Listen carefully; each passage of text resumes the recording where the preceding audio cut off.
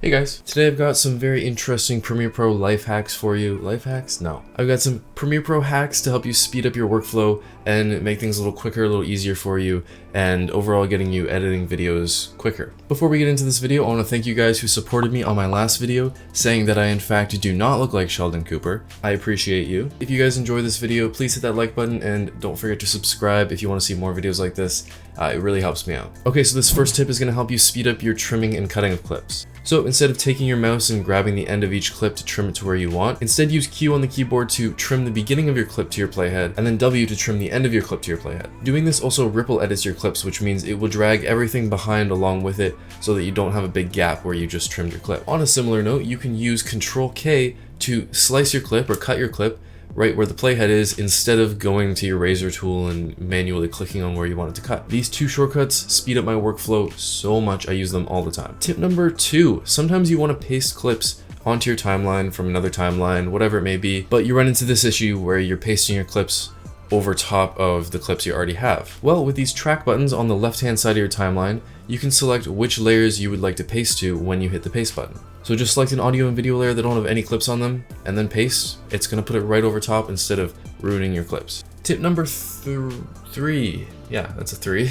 This one's great if your computer's on a bit of the slower side, maybe it's a few years older and it doesn't play back footage very well. If you have a more complicated edit or effect on a clip that just won't play back smoothly normally, using I&O on your keyboard, you can create in and out points on your timeline. Then go to the sequence drop-down menu, hit the buttons render into out, and Premiere Pro will render a preview of that part of your timeline that you selected so you can play it back at full resolution, full speed without any issues. Number 4, this is one I need to do more often, especially since all of my YouTube videos have roughly the same layout in Premiere, is you want to create a template project. So that way when you open up Premiere every single time a new project, you're going to have all the bins you already need created, the sequence created, everything is going to be good to go. So you open up a new project. Now in the project window, create every bin you would need, label them specifically, add the color, add the name. You can even go as far as creating a sequence that already has the specific settings that you know you're going to be using, and then save that as a Premiere profile. Now when you have a new project, instead of opening up Premiere, go to that template file, copy it and paste it into your new project file,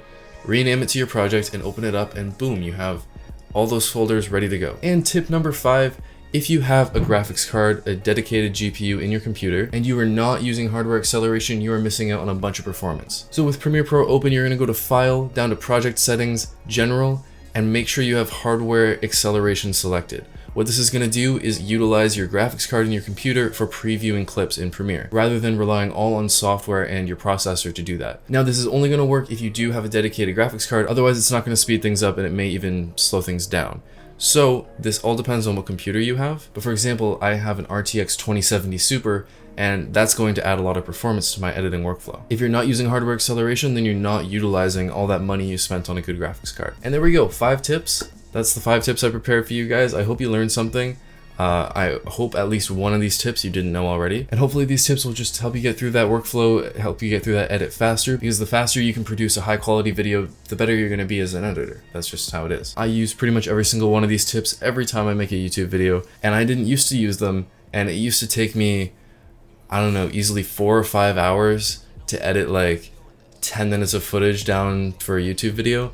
Now I have about half an hour of footage for each of these videos, and I'm able to edit that in maybe 2, sometimes 3 hours depending on what I'm doing, but I was able to cut down my editing time in half basically just by getting familiar with Premiere and the shortcuts and doing these little tricks. So definitely recommend. If you guys enjoyed this video, please hit the like button, subscribe for more. Thank you guys for making it all the way to the end of the video. I really appreciate it. Now I'm gonna go use all these tips to edit this video. Yeah, you have to face it. Let's get back to basics. I'ma take the shot like it's a vaccination. I don't have the patience. I'ma shoot right now. Yeah, we undefeated and you gon' lose right now. Like click, click, click, click, swish. I can switch it up anytime like this. I'm a videographer and I'm on the verse. So when I shoot my shot, I don't miss. I'm gonna take the shot, take the shot, take the shot.